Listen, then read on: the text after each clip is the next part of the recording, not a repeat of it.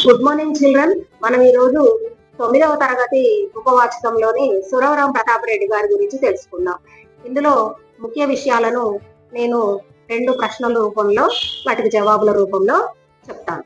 నేను చెప్పే విశ్లేషణ సురవరం ప్రతాప్ రెడ్డి గారి గురించి పూర్తి వివరాలను మీకు అందిస్తుంది. సురవరం ప్రతాపరెడ్డి గారి బాల్యం, విద్యాభ్యాసం గురించి తెలపండి.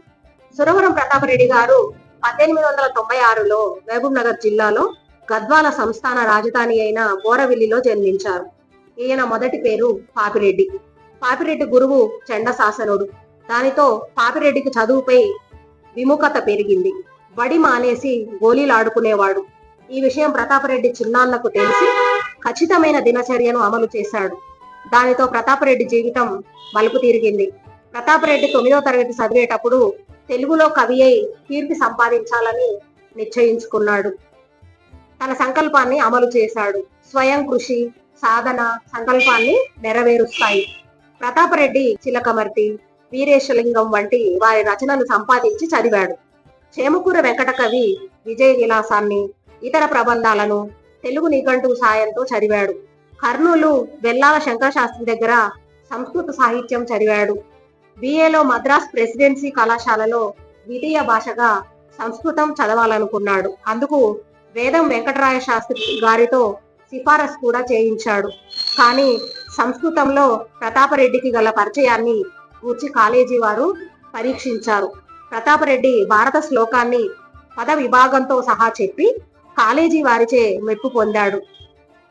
సంస్కృతం వేదం వారి వద్ద చదవడం కోసం రెడ్డి గారు మాంసాహారాన్ని విడిచిపెట్టారు. ప్రతాపరెడ్డి గారు పుస్తకాలు కొన్ని విమర్శనాత్మకంగా చదివేవారు. ఇంకొక ప్రశ్న, సురవరం ప్రతాపరెడ్డి గారి వ్యక్తిత్వాన్ని గూర్చి రాయండి. జవాబు: నిరాడంబరత, నిర్భీతి, నిజాయితీ, నిస్వార్థత అన్నవి ప్రతాపరెడ్డి జీవ లక్షణాలు. వేష భాషల్లో ఈయన అచ్చమైన తెలుగువాడిగా జీవించాడు. ఈయన తెలుగు అంకెలనే వాడేవాడు. ఈయన స్వవేష భాషా దురభిమాని అని పేరు పొందాడు. ఈయన ఎవరిని పొగిడేవాడు కాదు, తనను ఎవరైనా పొగిడితే అంగీకరించేవాడు కాదు. ప్రతాపరెడ్డి గారిలో ధర్మావేశం పాలు ఎక్కువ. ఆత్మీయతకే తప్ప అహంకారానికి చోటు లేని హృదయం ఆయనది. మంచి ఎక్కడున్నా ఆయన గ్రహించేవాడు. ఆచార్య బిరుదురాజు రామరాజు గారిని మొదట పరిశోధన వైపు మళ్లించింది సురవరం వారే.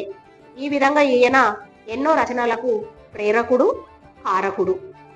ఈయనకు కులమతాల పట్టింపు లేదు.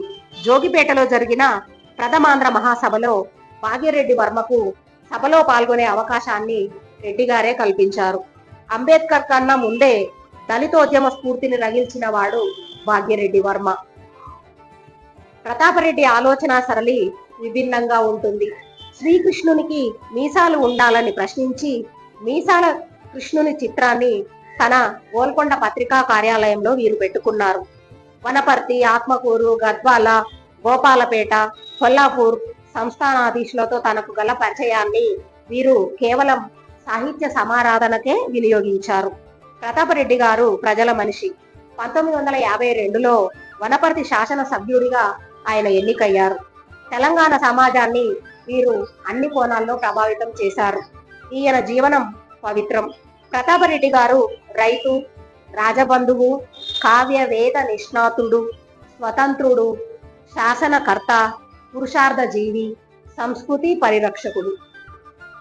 ఇప్పుడు మనం చెప్పుకున్న సమాచారం మీకు సురవరం ప్రతాపరెడ్డి గారిని గురించి పూర్తిగా తెలియజేస్తుంది. మీరు ఈ ఉపవాచకం నుండి వచ్చే ప్రశ్నలకు ఎలాంటి ప్రశ్నకైనా సమాధానం రాయగలుగుతారు. ఈ ఛానల్ని మొదటిసారి చూస్తున్నట్లయితే సబ్స్క్రైబ్ చేసుకోండి, లైక్ చేయండి, మీ స్నేహితులకు కూడా చెప్పండి. Thank you for watching.